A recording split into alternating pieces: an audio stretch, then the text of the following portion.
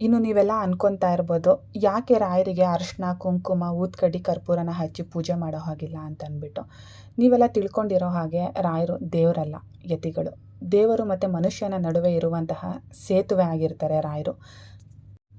ರಾಯರು ಸನ್ಯಾಸತ್ವವನ್ನು ಸ್ವೀಕರಿಸಿದ ನಂತರ ಲೋಕೋದ್ಧಾರಕ್ಕಾಗಿ ಸಶರೀರವಾಗಿ ಬೃಂದಾವನವನ್ನು ಪ್ರವೇಶಿಸಿ ಇಂದಿಗೂ ಸಹ ನಂಬಿ ಬಂದ ಭಕ್ತರ ಪಾಲಿನ ಕಾಮಧೇನು ಕಲ್ಪವೃಕ್ಷವಾಗಿ ರಾಯರು ಬೃಂದಾವನದಲ್ಲಿ ನೆಲೆಸಿದ್ದಾರೆ. ಹಾಗೆಯೇ ನೀವೆಲ್ಲ ಅಂದ್ಕೊಳ್ಬೋದು, ಮಂತ್ರಾಲಯದಲ್ಲಿ ಅನುಸರಿಸುವಂತಹ ಪದ್ಧತಿನ ರಾಯರ ಭಕ್ತರು ಯಾರೆಲ್ಲ ಮನೆಯಲ್ಲಿ ಫೋಟೋ ಆಗಿರ್ಬೋದು, ವಿಗ್ರಹ ಆಗಿರ್ಬೋದು, ಬೃಂದಾವನನ ಆಗಿರ್ಬೋದು ಇಟ್ಟು ಪೂಜೆ ಮಾಡೋರು ಕೂಡ ಅನುಸರಿಸ್ಬೇಕಾ ಅಂತ ಅಂದ್ಬಿಟ್ಟು.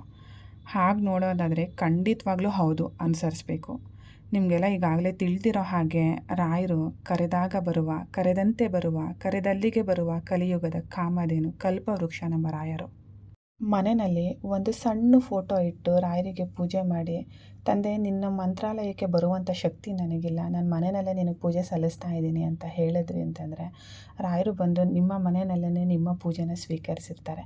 ಹಾಗೆಯೇ ನಿಮಗೇನಾದರೂ ಎಲ್ಲಾದರೂ ಹೋಗಿರ್ತಾರೆ, ಏನಾದರೂ ತೊಂದರೆ ಆಗಿರುತ್ತೆ ಅಂತ ಇಟ್ಕೊಳ್ಳಿ, ಶುದ್ಧ ಮನಸ್ಸಿನಿಂದ ನಿಂತಿರೋ ಅಂಥ ಜಾಗದಲ್ಲೇ ನೀವು ರಾಯರನ್ನು ನೆನೆಸ್ಕೊಳ್ಳಿ, ಆ ಒಂದು ಕಷ್ಟಕ್ಕೆ ನಿಮ್ಗೆ ರಾಯರು ಆಗಿರ್ತಾರೆ.